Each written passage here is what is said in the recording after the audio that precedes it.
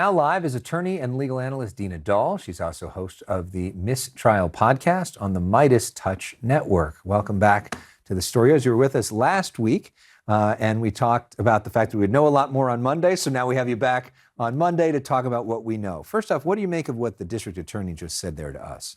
Well, we do know a lot more, as he said, the who, what, why. I mean, the motive. The motive wasn't clear. Now the district attorney is saying that he killed her for financial gain, that he was basically committing child sex abuse against her, and that she was a witness to that. And in order for him to still have a music career, he killed her to cover that up. That's a brand new piece of information that we didn't quite realize was going to be connected to the murder charge. Which is interesting. You also found it interesting that they have a specific day that they say that she died and a specific day that they say she was dismembered.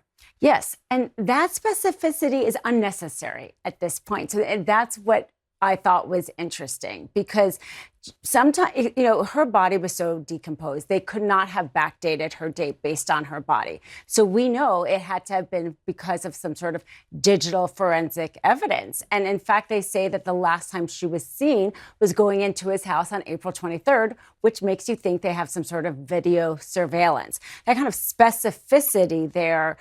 This is probably why it took so long, combing through surveillance, cell phone location data, et cetera. Yeah, I mean, he said that they have multiple terabytes worth of data, because it's interesting that his team is asking for an early hearing, sort of a preliminary hearing within 10 days, which is, you're right, but most people don't do that, right?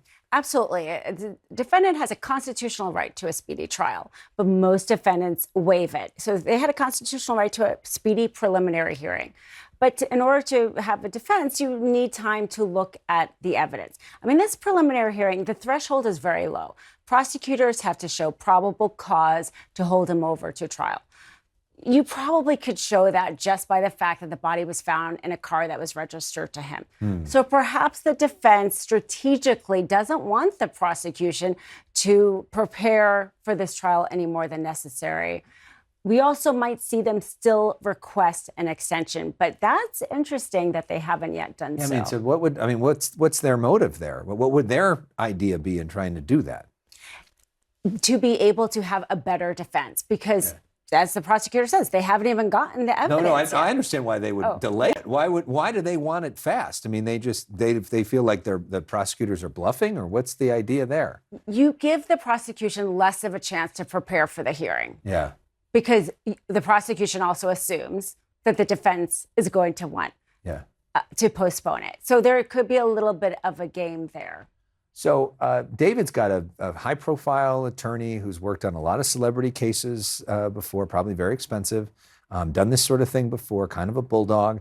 What's David's defense likely like? His best defense still, is what I said last week, is that this is a community car. Just because it's registered in my name, a lot of people had access to the car. The other thing is that music video could cut both ways. He could say, people saw this music video and got that idea. Yeah, so we should explain what music video you're talking about. So there was a music video where he talks about killing somebody that he's in love with. There's another music video where he's in his own trunk of his car, potentially. So both of those things strange, giving the circumstances here. It could cut both ways. The prosecution could say, whether or not it's even admitted in trial is a separate issue. California, that's going to be harder to admit it. Yeah. But what if the defense decides to admit it, to say, hey, this person was framed, this was out there, and now it's in the trunk? The other thing that I think is really interesting here is the fact that the prosecution is saying that he killed her in order to cover up the crime of the child sex abuse.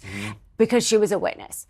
But if that's the case, he did a very bad job by then keeping the body in the trunk for 4 months. You have to explain that as the prosecution.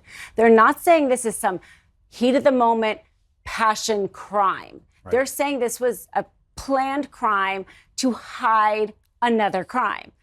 But then why would you hide the murder so badly? You have to explain that to a jury. Was he a bad criminal? Did he have friends that were trying to help him with that? Were they bad criminals? Did they get freaked out? All these questions we'll hopefully get some answers as this moves ahead in the weeks and months ahead. Dina Dahl, thank you for giving us some insight tonight. We appreciate it. Thanks for having me. Cash